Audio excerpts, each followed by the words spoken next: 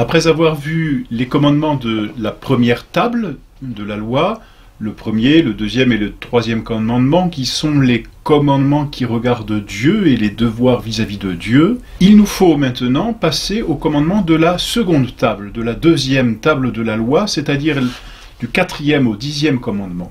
Ce sont les commandements qui concernent le prochain et soi-même. Après avoir donc vu nos devoirs envers Dieu, voyons les devoirs envers le prochain. Et tout d'abord, commençons par le 4e commandement, qui s'intitule souvent ainsi « Tu honoreras ton père et ta mère ».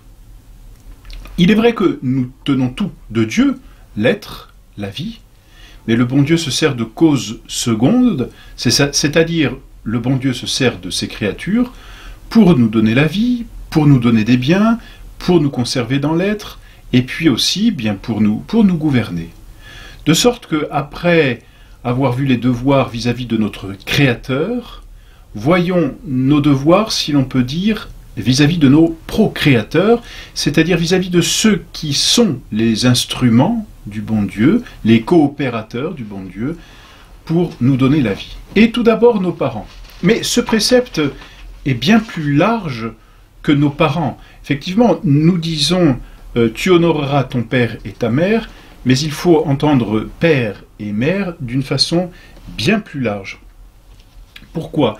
Parce qu'on entend ici par père et mère tous ceux qui nous donnent quelque chose, qui participent à l'édification de notre propre vie. Ainsi, et d'une façon donc plus large, on entend par père et mère, bien sûr et tout d'abord nos propres parents, qui nous ont donné la vie, mais aussi les maîtres qui nous ont donné une certaine vie intellectuelle, la patrie qui nous donne une vie sociale, une vie politique et donc un perfectionnement, et puis nos maîtres religieux qui nous donnent une vie spirituelle, sainte, intérieure.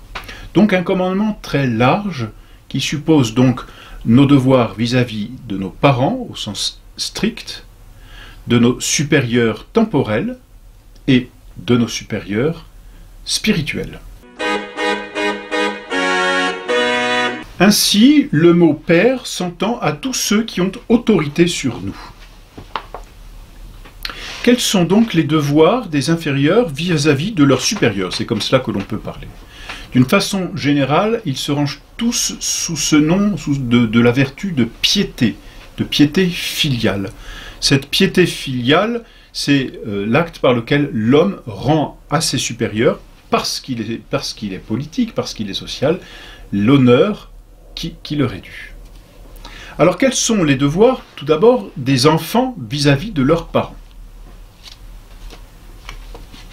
Vis-à-vis de leurs parents, les enfants doivent d'abord les aimer.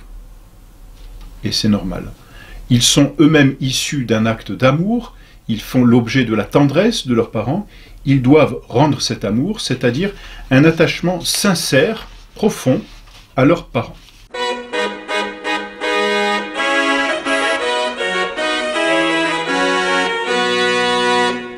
On pécherait, voyez, contre cet amour si on refusait à ses parents l'amour qui leur est dû, si l'on avait vis-à-vis d'eux de la malveillance, de la colère, à la limite des sentiments de haine. On pécherait contre cet amour si on révélait des défauts cachés de nos parents à d'autres, si on les calomniait même, c'est-à-dire si on disait des choses fausses sur eux. On pécherait contre cet amour si même on souhaitait du mal à nos parents. Donc premier devoir des enfants vis-à-vis de leurs parents, les aimer. Après cet amour, deuxième devoir, c'est les respecter. C'est-à-dire avoir pour ses parents une certaine estime et une certaine vénération qui s'exprime tout particulièrement dans un langage déférent. On ne parle pas à ses parents comme on parlerait à un copain, comme on parlerait d'une façon vulgaire à n'importe qui. On doit, et le langage manifeste extérieurement une intention intérieure, on doit donc s'adresser à ses parents avec le plus de respect possible. Et justement, on manque de respect à ses parents lorsque extérieurement, on ne leur rend pas l'honneur qui leur est dû. Donc par exemple, par des coups. Donner un coup à ses parents, c'est un manque de respect. Parler d'une façon injurieuse à ses parents, c'est un manque de respect. Et même parler d'une façon vulgaire, c'est un manque de respect. Voilà. Donc on doit respecter ses parents. D'ailleurs, le respect découle de l'amour. Quand on aime quelqu'un, on le respecte dans ce sens-là. Au respect et à l'amour s'ajoute l'obéissance. Les enfants doivent naturellement l'obéissance à leurs parents. L'obéissance, c'est cette vertu par laquelle les parents commandent à la volonté de l'enfant pour le mener au bien. C'est ça, vraiment, l'obéissance. Il y a un acte de commandement de l'autorité des parents ici sur leurs enfants. Cet acte s'adresse à la volonté des enfants, et comme la volonté des enfants est encore incapable de discerner le bien du mal, qu'elle est difficile, qu'elle s'oriente difficilement, les parents donnent des ordres, c'est cela, commander, mais au bon sens du terme. Vous voyez, donner un ordre, c'est ordonner. Et ordonner, ça veut dire quoi? Ordonner à une fin, c'est-à-dire mener vers une fin, mener vers un bien. Donc les parents commandent à leurs enfants, et en commandant à leurs enfants, ils les meuvent, peut-on dire, vers le bien, et l'enfant est tenu d'obéir naturellement. Donc l'obéissance des enfants consiste à accomplir ce que les parents commandent de licite et d'honnête. Et puis ensuite, eh bien, les enfants ont un autre devoir vis-à-vis de leurs parents, c'est qu'ils doivent à leurs parents l'assistance, c'est-à-dire le secours corporel et spirituel qui est nécessaire. Bien sûr, ce sont les parents qui ont donné à leurs enfants la vie. En leur donnant la vie, ils leur ont donné l'habit, ils leur ont donné le toit, ils leur ont donné une éducation. Et à charge de revanche, n'est-ce pas, lorsque les parents vieillissent, lorsqu'ils tombent justement dans la maladie, lorsqu'ils approchent de leur fin et qu'à l'approche de la mort, ils vont comparaître devant leur juge, à ce moment-là, les enfants ont un véritable devoir vis-à-vis de leurs parents de les aider, soit de les secourir matériellement si c'est nécessaire, lorsque les parents tombent de malades, ont un accident, les enfants ont un devoir d'assistance vis-à-vis de leurs parents, mais aussi d'un point de vue spirituel. Lorsque les parents approchent de la mort, les enfants ont le devoir de tout faire pour que leurs parents puissent se préparer correctement, saintement, pieusement à la mort, soit en leur en parlant, soit en appelant le prêtre pour qu'il donne les sacrements, pour qu'il les confesse, pour qu'il leur apporte la communion, tout simplement même. Voilà donc les devoirs des enfants vis-à-vis de leurs parents. Et d'une façon tout analogique, finalement, on reporte tout ce que l'on dit des enfants vis-à-vis des parents, aux élèves vis-à-vis de leur maître, aux citoyens vis-à-vis de l'autorité légitime, et aux catholiques vis-à-vis de l'autorité de l'Église légitime aussi, toujours dans la mesure où ils commandent vers le bien. Ainsi, l'élève ou l'inférieur doit un certain respect à son maître, il lui donne une certaine docilité, et le mot signifie se laisser enseigner, docilité, docere. Donc l'élève, tout particulièrement, doit une certaine docilité, en même temps un certain amour, et c'est là que l'on est le plus réceptif et que l'on reçoit vraiment le plus de ses maîtres, de la reconnaissance, et c'est peut-être une vertu que l'on néglige ou que l'on ne connaît peut-être plus aujourd'hui, la reconnaissance, c'est-à-dire savoir dire merci, merci à ses maîtres pour la formation que l'on a reçue, merci à ses supérieurs pour l'étude intellectuelle, mais aussi pour la vertu que l'on a pu apprendre, pratiquer auprès d'eux, donc une certaine reconnaissance qui est nécessaire. Et puis ensuite, vis-à-vis de la patrie, c'est un peu la même chose, on doit une certaine reconnaissance à tout ce que les supérieurs légitimes, et aujourd'hui, hélas, il est difficile d'en parler avec des exemples concrets parce que, en principe, un chef d'État est censé œuvrer pour le bien commun, ce qui, hélas, n'arrive plus, et ainsi aussi, dans l'Église, le fidèle doit l'obéissance à ses pasteurs légitimes. Un pasteur légitime se définit par son ordination à la foi, c'est-à-dire à la foi qu'il prêche, qu'il enseigne, qu'il donne, et aux sacrements par lesquels le catholique peut sauver son âme. Donc voilà, on reporte, vous voyez, tout cela, tous les devoirs de l'enfant d'une façon analogique à l'élève, au citoyen et au fidèle catholique. Chacun a les mêmes devoirs en fonction de la place qu'il occupe dans la société ou dans l'Église.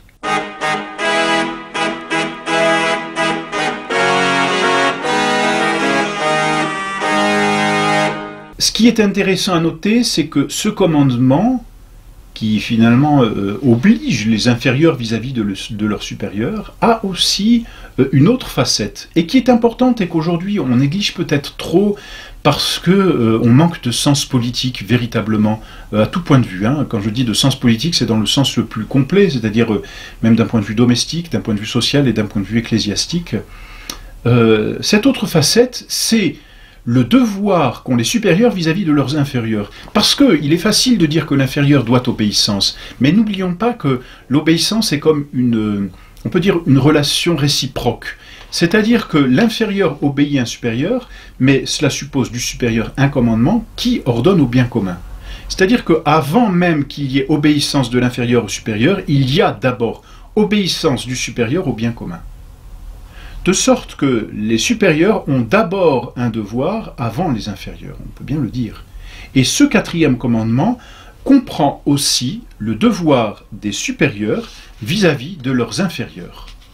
C'est-à-dire le devoir des parents vis-à-vis de leurs enfants, le devoir des maîtres vis-à-vis de leurs élèves, le devoir des chefs d'État, de tous ceux qui sont placés dans la société à un poste de commandement vis-à-vis de leurs inférieurs, des patrons vis-à-vis de leurs ouvriers, comme on disait, et puis le devoir des évêques et du pape vis-à-vis de leurs fidèles.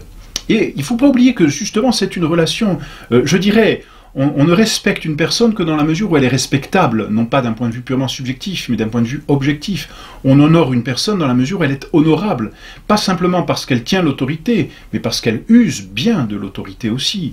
Et il faut en tenir compte. Il ne suffit pas de dire elle a l'autorité, je la vénère et je m'agenouille devant. Si elle a l'autorité, elle doit l'utiliser, et bien l'utiliser, c'est-à-dire vers le bien commun. Aussi, les supérieurs ont de grands devoirs, et de devoirs, on peut bien dire, bien plus graves que les inférieurs, vis-à-vis de leurs inférieurs. Il n'est pas tout, c'est pas tout pour un supérieur de dire tu obéis, c'est ainsi, je l'ordonne, je le veux. Non, le supérieur ne peut pas ordonner comme il le veut. Le supérieur ordonne au bien commun.